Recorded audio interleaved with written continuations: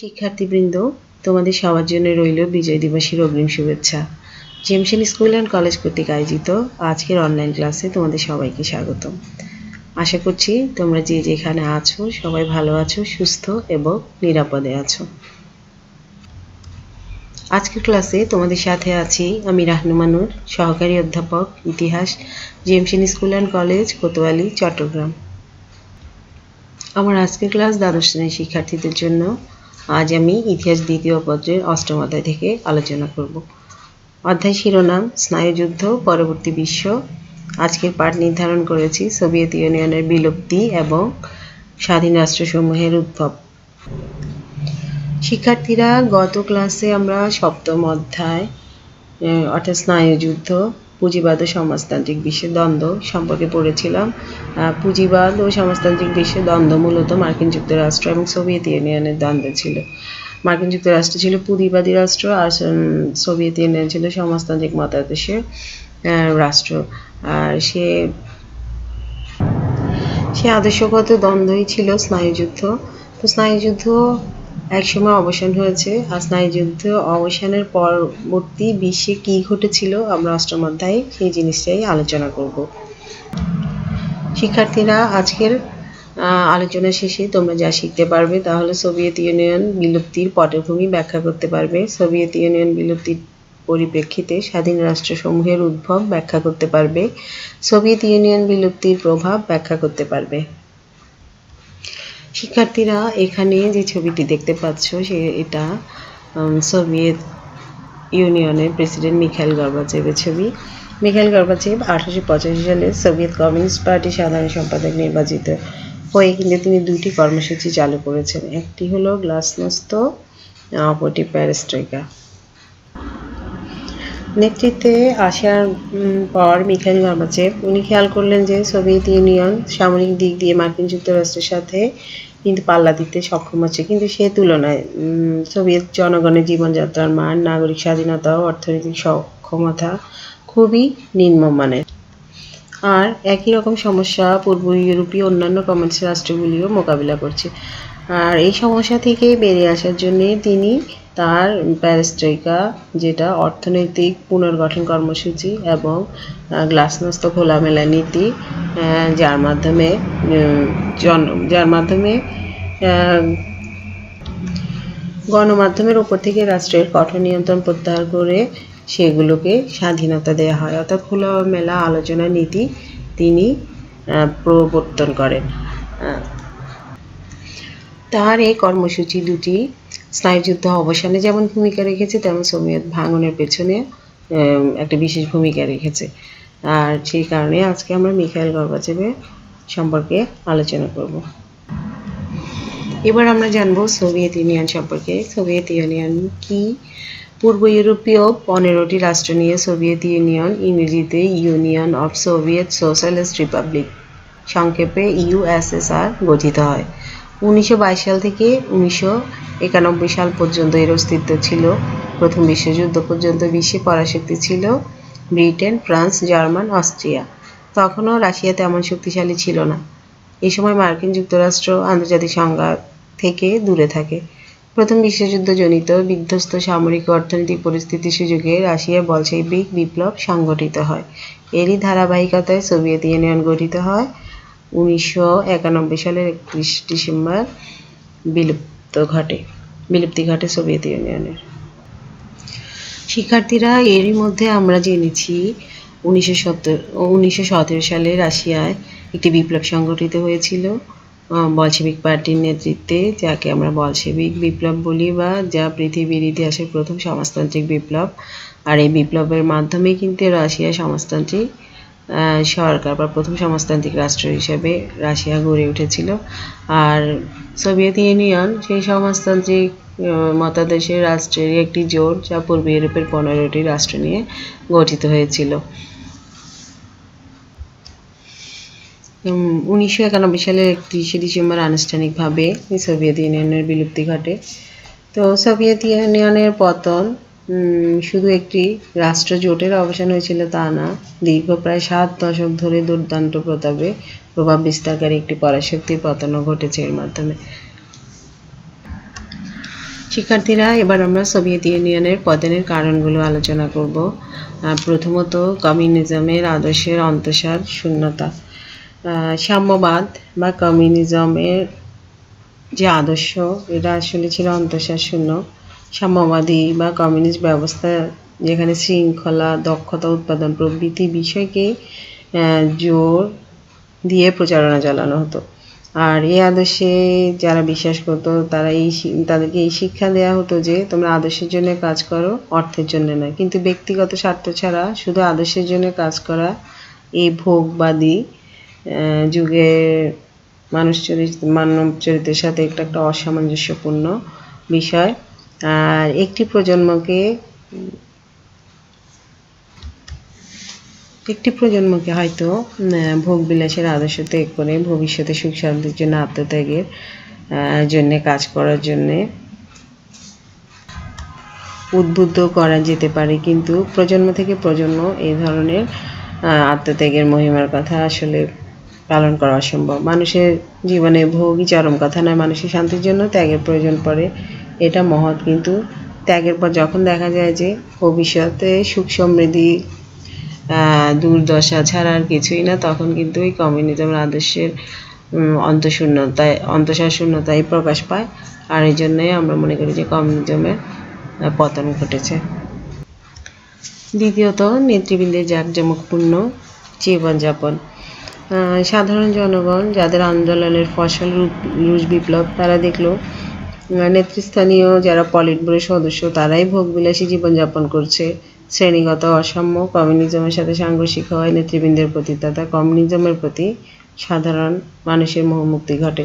তারা নেতৃবৃন্দকে হিংসা চোখে দেখতে শুরু করে এবং ঘৃণা করতে শুরু করে। আর কমিউনিজম যে ধরনের সুখ ও শান্তির প্রতিশ্রুতি দিয়েছিল তা 6 যুগেও পূরণ হয়নি। আর এই পূরণ না হওয়ায় বা ব্যর্থ হওয়ায় বৃহত্তর জনগণ কমিউনিজমের এই আদর্শ থেকে মুখ ফিরিয়ে নিয়েছে। তৃতীয়ত, অর্থনৈতিক কারণ। অর্থনৈতিক কারণও কিন্তু সোভিয়েত ইউনিয়নের পতনের একটা মূল কারণ।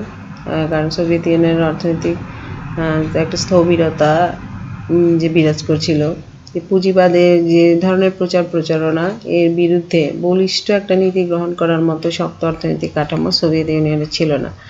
ভারী শিল্পে বেশি গুরুত্ব দান, আণবিক গবেষণা, সমরাস্ত্র নির্মাণ, সাধ্যাত্মিক খরচ হ্রাসে অর্থনৈতিক সংকটের দিকে ধাবিত করে। অপ্রতুল খাদ্য উৎপাদন সোভিয়েত জনগণের মাঝে হতাশা সৃষ্টি করে এবং তারা পুঁজিবাদের প্রতি আকৃষ্ট হয়। আর কমিউনিজমের আদর্শকে চাঙ্গা করতে বা ধরে রাখতে যে ধরনের যোগ্য নেতৃত্ব দরকার ছিল তখন তাও ছিল না, যা কমিউনিজমের পতনের আরেকটি কারণ।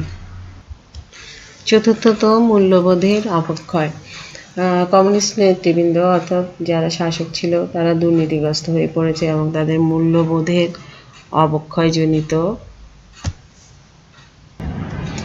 কারণে কমিউনিজমের পতন ঘটে।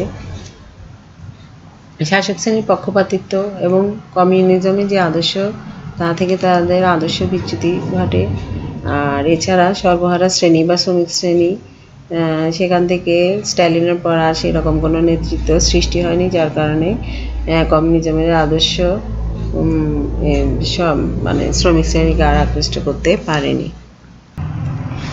পঞ্চমত, ইউনিয়নভুক্ত প্রজাতন্ত্র সমূহের মাঝে সূক্ষ্ম জাতীয়তাবোধের উদ্ভব। লেনিন বা স্ট্যালিনের শাসনামলে তাদের অবদানের দ্বারা কমিউনিজমে বিশ্বাসী সোভিয়েত ইউনিয়নের মানুষের মধ্যে যে ধরনের কর্মস্পৃহা ও স্বজাত্যবোধ ছিল, ক্রুশচেভ ও ব্রেজনেভের শাসনামলে সেটা আস্তে আস্তে হ্রাস পায়। আর ইউনিয়নভুক্ত বিভিন্ন প্রজাতন্ত্রের মানুষের মধ্যেও সূক্ষ্ম জাতীয়তাবোধ কার্যকর হয়, কারণ কমিউনিজমের আদর্শ ইউনিয়নভুক্ত সকলের মাঝে এটা সমতা প্রতিষ্ঠা করতে পারেনি। রুশরা যে ধরনের বিশেষ মর্যাদা পেত, যেমন স্লাভ, ইউক্রেন বা বেলারুশের জনগণ সেই ধরনের মর্যাদা পেত না, যা কমিউনিজমের পতনের একটি কারণ। ষষ্ঠত, পশ্চিমা আদর্শের কাছে কমিউনিজম আদর্শের আত্মসমর্পণ। কমিউনিজমের আদর্শে যেসব আদর্শবান নেতারা পশ্চিমা বিশ্বের আদর্শের কাছে আত্মসমর্পণ ছিল সোভিয়েত ইউনিয়নের বিলুপ্তির একটি কারণ। মার্কিনীদের ষড়যন্ত্রে এক নেতৃত্বের একটি অংশ জড়িত ছিল, যা পরবর্তীতে প্রমাণিত হয়েছে। কারণ সাম্যবাদের উপরে কাঠামো যত শক্ত হলেও এর অন্তর্নিহিত কাঠামোটি ছিল খুবই দুর্বল। সপ্তমত, মিখাইল গর্বাচেভের গৃহীত কর্মসূচি। 80 দশকের মাঝামাঝি নাগাদ সাবেক সোভিয়েত ইউনিয়নের রাজনৈতিক, অর্থনৈতিক ও অন্যান্য ক্ষেত্রে ব্যাপক পরিবর্তন আসতে শুরু করেছে। আর এই পরিবর্তন চূড়ান্ত পর্যায়ে পৌঁছে গর্বাচেভের সংস্কার প্রবর্তনের ফলে। সোভিয়েত ইউনিয়নের অভ্যন্তরীণ গোলযোগ শুরু হলে তা প্রতিহত করার জন্য গর্বাচেভ গ্লাসনস্ত স্বাধীন মতামত আলোচনা করার অধিকার ও পেরেস্ট্রয়কা অর্থনৈতিক পুনর্গঠন কর্মসূচি ঘোষণা করেন। আর তার এই উদারনৈতিক কর্মসূচিও কিন্তু সোভিয়েত ইউনিয়নের ভাঙন রোধ করতে পারেনি। অষ্টমত, পুঁজিবাদী শক্তির তথ্য সন্ত্রাস। পুঁজিবাদী শক্তি কমিউনিজমের বিরুদ্ধে অনবরত প্রচারণা ও সংবাদ মাধ্যমে মিথ্যা সব তথ্য প্রচার করতে থাকে, যা পুঁজিবাদী শক্তির তথ্য সন্ত্রাস হিসাবে আখ্যায়িত করা হয়। আর এই তথ্য সন্ত্রাসের মাধ্যমেই কিন্তু তারা সাম্যবাদের ভিতকে দুর্বল করে দেয়। আর পুঁজিবাদী শক্তির কূটনৈতিক সফলতার কাছে রাশিয়ার সাম্যবাদের কূটনীতিক প্রোপাগান্ডা ছিল দুর্বল, যা কমিউনিজমের পতনকে ত্বরান্বিত করে। তাহলে শিক্ষার্থীরা এ থেকে বুঝতে পারছ যে সোভিয়েত ইউনিয়নের পতন একটা কারণেই কিন্তু ঘটেনি, এখানে অনেকগুলো কারণের সমন্বয়ে ঘটেছে, যা আমরা আজকের আলোচনা থেকে বুঝতে পেরেছি। স্বাধীন রাষ্ট্রসমূহের উদ্ভব। 1991 সালের 31শে ডিসেম্বর আনুষ্ঠানিকভাবে সোভিয়েত ইউনিয়নের বিলুপ্তি ঘটে, আর সেই সাথে পুরো পৃথিবীর রাজনৈতিক ভারসাম্য পরিবর্তিত হয়ে যায়। যখন সোভিয়েত ইউনিয়নের পতন ঘটে, এটা শুধু একটি জোটের অবসান না, দীর্ঘ 7 দশক ধরে দুর্দান্ত প্রতাপ বিস্তারকারী একটি পরাশক্তিরও পতন ঘটে। আর সোভিয়েত ইউনিয়নের ভেঙে যাওয়ার পরে 15টি স্বাধীন রাষ্ট্রের উদ্ভব হয়। রাষ্ট্রগুলো হলো Azerbaijan, Armenia, তুর্কমেনিয়া, Uzbekistan, Moldavia, Ukraine, Belarus, Tajikistan, Latvia, Georgia, Estonia, Russia, Lithuania, Kazakhstan, Kyrgyzstan. শিক্ষার্থীরা, সোভিয়েত ইউনিয়ন ভেঙে যাওয়ার পর যে 15টি স্বাধীন রাষ্ট্রের উদ্ভব হয়েছে, সেই রাষ্ট্রগুলোর মধ্যে তারা তাদের অর্থনৈতিক, নিরাপত্তা ব্যবস্থা ইত্যাদির জন্য বেশ কিছু আন্তর্জাতিক সংগঠনে যোগ দেয়। এর মধ্যে অন্যতম হলো CIS, যা কমনওয়েলথ অফ ইন্ডিপেন্ডেন্ট স্টেটস। এটি 1991 খ্রিস্টাব্দের 21শে ডিসেম্বর গঠিত হয়। এর সদস্যের সংখ্যা 12, আর এর সদস্য দেশগুলো হলো Russia, Azerbaijan, Ukraine, Belarus, Moldavia, Armenia, Kazakhstan, Kyrgyzstan, Uzbekistan, Tajikistan, Turkmenia ও জর্জিয়া। এই সংস্থাটির সদর দপ্তর বেলারুশের রাজধানী মিনস্কে। ইউরোসেক। CIS-ভুক্ত রাষ্ট্রগুলো তাদের ব্যবসা বাণিজ্যের সুবিধার স্বার্থে ইউরেশিয়ান ইকোনমিক কমিউনিটি গঠন করে, আর যেটা ছিল সাবেক CIS কাস্টমস ইউনিয়নেরই পরবর্তী ধাপ। এর সদস্য রাষ্ট্রগুলো হলো রাশিয়া, বেলারুশ, কাজাখস্তান, কিরগিজস্তান ও তাজিকিস্তান। ইউক্রেন ও মলদোভা এদের পর্যবেক্ষক সদস্য ছিল। 2006 সালের 25 জানুয়ারি উজবেকিস্তান এর সদস্যপদ লাভ করে। এই সংস্থা সদস্য হওয়ার জন্য সীমান্তবর্তী রাষ্ট্র হওয়া আবশ্যক ছিল, যার কারণে ইউক্রেন থেকে তাদের সদস্যপদ প্রত্যাহার করে নেয়। গুয়াম। সোভিয়েত ইউনিয়নের পতনের পর রাশিয়ার প্রভাব প্রশমন করার জন্য সাবেক সোভিয়েত ইউনিয়নের 4টি রাষ্ট্র, জর্জিয়া, ইউক্রেন, আজারবাইজান ও মলদোভ, 4টি রাষ্ট্র মিলে organisation for democracy and economic development নামে একটি সংস্থা গঠন করে। এই 4টি রাষ্ট্র সোভিয়েত ইউনিয়নের পতনের পর থেকে আর অন্য কোনো আঞ্চলিক জোটে যোগদান করেনি। Union of Russia and Belarus গঠন। রাশিয়া এবং বেলারুশ সংযুক্ত রাষ্ট্রে পরিণত হওয়ার উদ্দেশ্যে 1996 সালের 2 April Commonwealth of Russia and Belarus গঠন করে। এই দুটি দেশ তাদের অভিন্ন মুদ্রা হিসেবে রুবলকে গ্রহণ করে। আর 1999 সালের 8 December union of Russia and Belarus গঠনের মাধ্যমে এই ঐক্য আরও সুদৃঢ় হয়েছে। শিক্ষার্থীরা এবার সোভিয়েত ইউনিয়ন বিলুপ্তির প্রভাব সম্পর্কে আলোচনা করব। সোভিয়েত ইউনিয়নের পতনের ফলে বিশ্ব ব্যবস্থার পুরো চিত্রটাই পাল্টে গিয়েছিল। রাশিয়ার নেতৃত্বে গড়ে ওঠা সোভিয়েত ইউনিয়নের বিলুপ্তির দু ধরনের প্রভাব আমরা লক্ষ্য করেছি। একটা হলো তাৎক্ষণিক প্রভাব, আরেকটি ছিল সুদূর প্রসারী প্রভাব। তো প্রথমে আমরা তাৎক্ষণিক প্রভাব নিয়ে আলোচনা করি। প্রথমত, একক পরাশক্তি বলয় বিশ্ব ব্যবস্থার প্রবেশ। অর্থাৎ যতদিন সোভিয়েত ইউনিয়ন টিকে ছিল ততদিন বিশ্বে দ্বিমেরু বিশিষ্ট রাজনৈতিক পরাশক্তি ছিল। একদিকে হলো মার্কিন যুক্তরাষ্ট্র আর অন্যদিকে সোভিয়েত ইউনিয়ন। কিন্তু সোভিয়েত ইউনিয়ন বিলুপ্তির পর একক পরাশক্তি বলয়ের বিশ্ব ব্যবস্থায় প্রবেশ করে। অর্থাৎ একক পরাশক্তি বিশ্ব ব্যবস্থা বলতে মার্কিন যুক্তরাষ্ট্রকেই এখানে বোঝানো হয়েছে। আর এর ফলে মার্কিন যুক্তরাষ্ট্রকে মোকাবিলা করার জন্য কার্যত কোনো আদর্শ কোনো দেশ বা কোনো সংখ্যারই আর অস্তিত্ব রইল না, আর বিশ্ব ঠিকই একক পরাশক্তি বলয়ে প্রবেশ করল। দ্বিতীয়ত, পূর্ব ইউরোপের শক্তির ভারসাম্য পরিবর্তিত হয়ে সোভিয়েত ইউনিয়ন বিলুপ্ত হওয়ায় ন্যাটোর প্রভাব অপ্রতিদ্বন্দ্বী থেকে যায়। আর পূর্ব ইউরোপ এবং বাল্টিক অঞ্চল যেখানে বিভিন্ন স্থানে যেখানে বিপুল পরিমাণ মার্কিন সৈন্য ও সরঞ্জাম ছিল, সেখান থেকে তারা সেই সব সৈন্য এবং সরঞ্জাম তারা মধ্যপ্রাচ্যে পুনরায় মোতায়েনের সুযোগ পেয়েছে। তৃতীয়ত, ইউরোপীয় ইউনিয়ন শক্তিশালী হয়েছে। সোভিয়েত ইউনিয়নের পতনের ফলে ইউরোপীয় ইউনিয়ন শক্তিশালী হয়। বর্তমানে ইউরোপীয় ইউনিয়নের মধ্যে সাবেক সোভিয়েত প্রজাতন্ত্রগুলো সংযুক্ত হওয়ায় ইউরোপীয় ইউনিয়ন বিশ্বের সবচেয়ে বড় অর্থনৈতিক জোন তৈরি করেছে। সম্প্রতি তারা অভিন্ন মুদ্রা ইউরো প্রচলন করেছে, যা অত্যন্ত শক্তিশালী মুদ্রা হিসেবে বিশ্বে স্বীকৃতি পেয়েছে। রাশিয়ার কাঁচামাল, সস্তা শ্রম এবং স্যাটেলাইট সহযোগিতার ফলে ইউরোপীয় ইউনিয়নের অর্থনীতির নূতন দ্বার উন্মোচন করেছে। চতুর্থত, অর্থনৈতিক শক্তি হিসাবে বিশ্বে চীনের আবির্ভাব।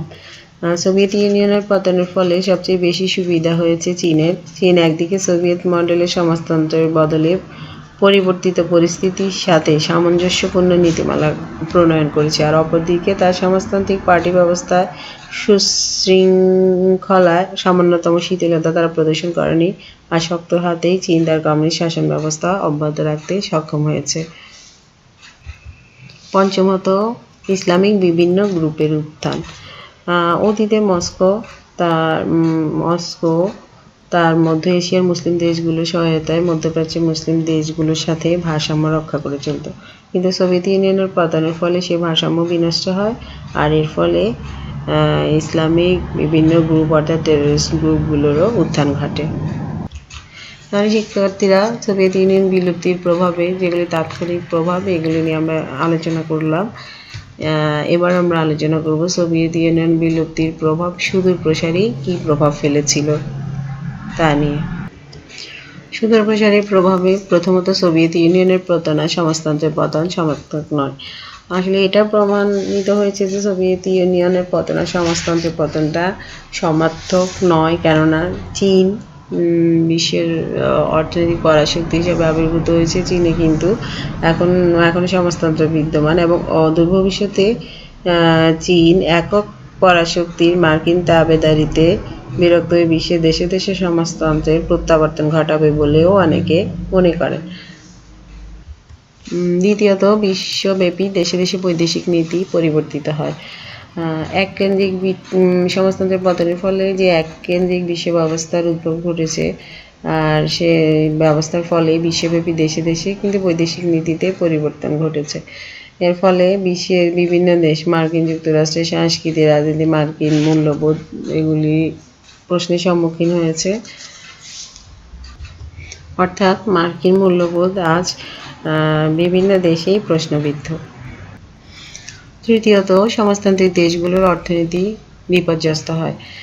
সমাজতান্ত্রিক সোভিয়েত ইউনিয়নের পতনের ফলে সমাজতান্ত্রিক অর্থনীতির স্থলে পুঁজিবাদী অর্থনীতি দ্রুত প্রসার লাভ করে। কিন্তু এই যে অর্থনৈতিক পরিবর্তন, এটাকে সহনশীল করার জন্য কিছুটা সময় দরকার ছিল। কিন্তু দ্রুত গতিতে পুঁজিবাদী অর্থনীতির দিকে ধাবিত হওয়ায় সমাজতান্ত্রিক দেশগুলোর অর্থনৈতিক ব্যবস্থা ভেঙে পড়ে। এর ফলে বহু বিত্তশালী ব্যবসায়ী রাতারাতি দরিদ্র হয় এবং বহু শিল্প কারখানাও বিকল হয় বা ধ্বংস হয়ে যায়।